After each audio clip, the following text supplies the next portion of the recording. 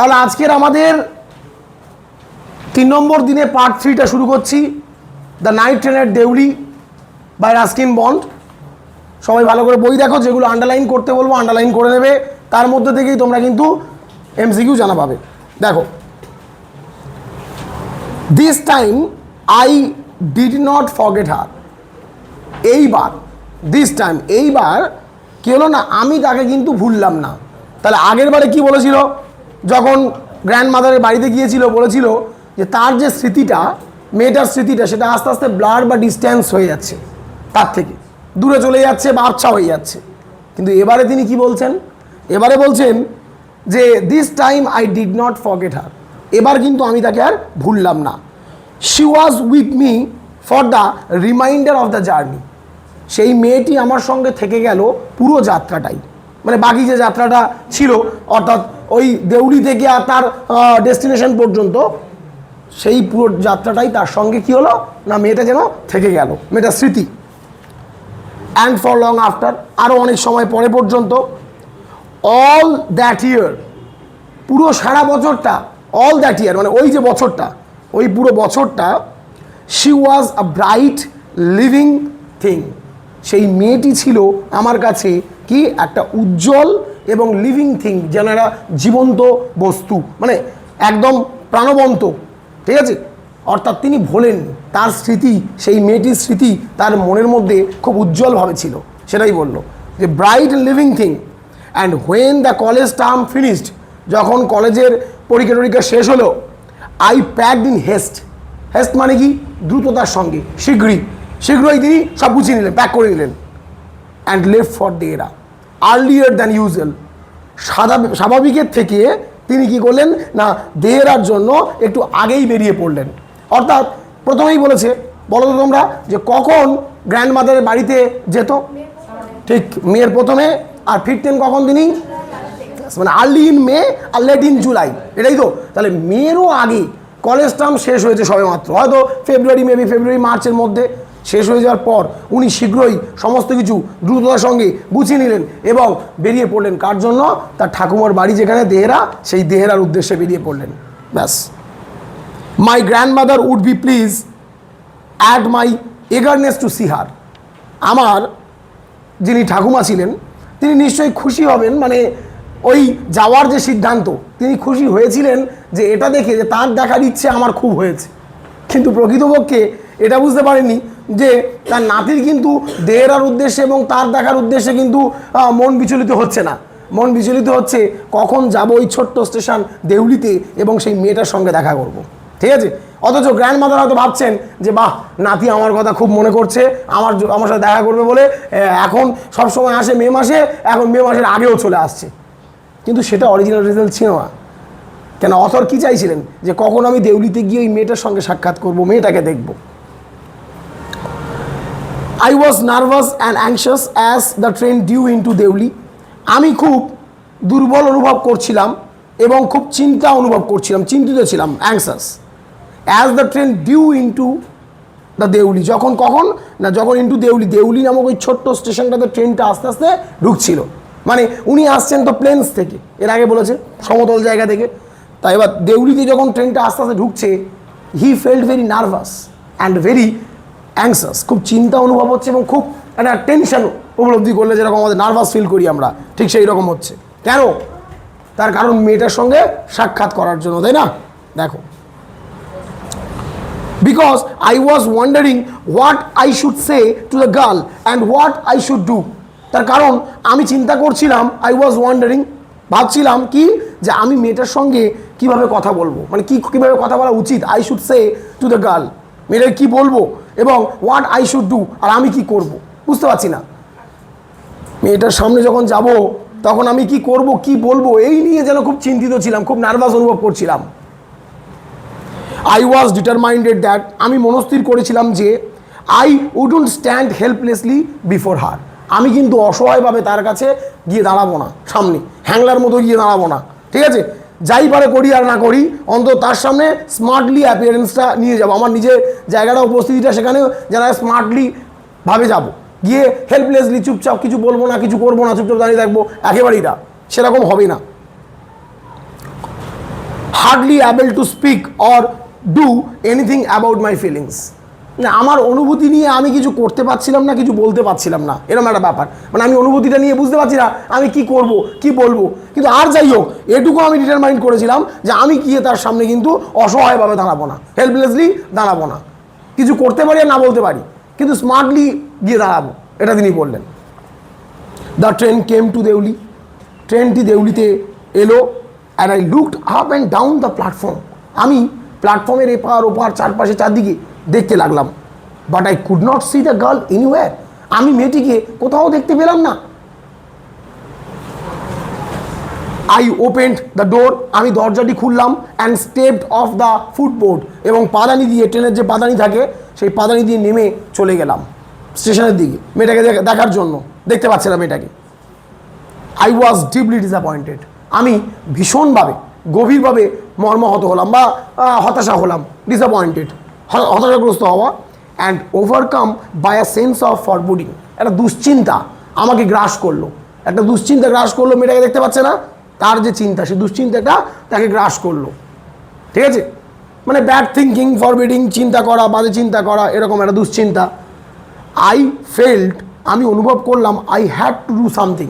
আমার কিছু একটা করা দরকার, মানে আমার কিছু একটা করতেই হবে। দেখো এখানেও আরেকবার বলছে had to.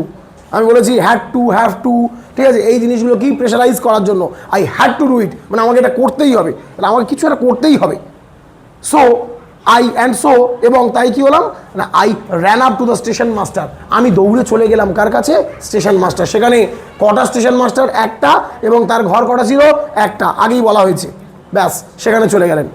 And I said, এবং তিনি বললেন, তিনি তাকে জিজ্ঞেস করছেন স্টেশন মাস্টারকে, do you know the girl who use to sell basket share?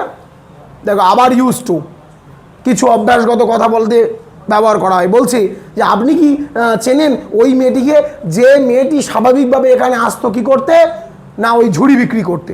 তাহলে আপনি কি দেখেছেন? তাহলে আমাদের হচ্ছে অথর কি জানেন যে এই খবরটা ভালো করে কে দিতে পারবেন? স্টেশন মাস্টার, যেহেতু তিনি সর্বদা স্টেশনে উপস্থিত, তাই দৌড়ে তার কাছে গেলেন। গিয়ে তাকে বলছেন যে ডু ইউ নো, আপনি কি জানেন, আপনি কি চেনেন, ঠিক আছে, ওই মেয়েটাকে, দ্যাট গার্ল, ঠিক আছে, যে কি হতো না, এখানে বলেই দিচ্ছে হু ইউজ টু সেল, যে বিক্রি করতো এখানে, আজ করছে না এখন, আর আগে করতো কি, ঝুড়ি বিক্রি করতো। No I don't, said the station master. না, আমি জানি না, আমি চিনি না, তিনি বলে দিলেন। And you had better get on the train if you don't want to be left behind. বলছে আর তোমাকে বলি, শোনো, তোমাকে বলছি ভালো করে শোনো, এটা ভালো হবে তুমি দৌড়ে চলে যাও, গিয়ে ট্রেনটা ধরো, যদি ট্রেনটা না ছাড়তে চাও। তার মানে এবার ট্রেনটা 10 মিনিট হয়ে গিয়েছে, এতক্ষণ কথা বলতে বলতে ট্রেন এবার ছেড়ে দেবে। তাই বলছে যে এবার ভালো হবে, যাও দৌড়ে যাও, গিয়ে ট্রেনটা ধরে নাও, না ট্রেনটা ছেড়ে যাবে। But I paced up and down the platform. কিন্তু আমি প্ল্যাটফর্মের এপার ওপার ঘুরতে লাগলাম, ঠিক আছে, হাঁটাচলা করছে, দেখছে মেয়েটাকে খোঁজে কিনা, মানে খুঁজে পাই কিনা। অ্যান্ড স্টার্টেড, দেখো, and stared over the railings at the station yard. আর স্টেশনের যে রেলিং ছিল সেই রেলিংয়ের ওপারে দেখতে লাগছে। স্টিয়ার্ড, দেখা, STRED, দেখছিলেন তিনি সেই রেলিংটার ওপারে, মুখি মেরে রেলিং একটা আছে স্টেশনের, তিনি রেলিংয়ের ওপারটা দেখতে চাইছিলেন, স্টেশন রেলিংয়ের ওপারটা। অল আই স, যা কিছু আমি দেখতে পাচ্ছিলাম, কি ছিল? ওয়াজ আ ম্যাঙ্গো ট্রি, আন্ডারলাইন করবে, কি ছিল সেখানে? একটা আম গাছ ছিল। And a dusty road leading into the jungle, একটা ধুলো পড়া পথ, যে পথটা চলে গিয়েছে কোথায়? জঙ্গলের দিকে। তাহলে তিনি ওই রেলিংয়ের ওপারটাতে, স্টেশন রেলিংয়ের ওপারে কি দেখতে পাচ্ছিলেন? একটা ম্যাঙ্গো ট্রি দেখতে পাচ্ছিলেন, আর একটা ডাস্টি রোড দেখতে পাচ্ছিলেন, যেটা চলে গিয়েছে কোথায়? জঙ্গলের দিকে, জঙ্গলের মধ্যে। Where did the road go? এই রাস্তাটি কোথায় গিয়েছিল? The train was moving out of the station.